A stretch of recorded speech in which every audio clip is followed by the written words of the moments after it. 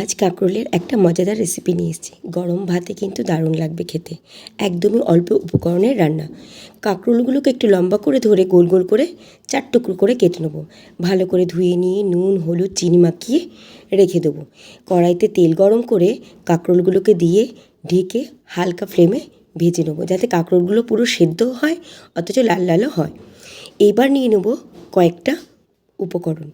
প্রথমে নিয়ে নেবো একটু নারকেল কোড়া, সেটাকে দুধ বার করে নেবো, নারকেলের দুধ।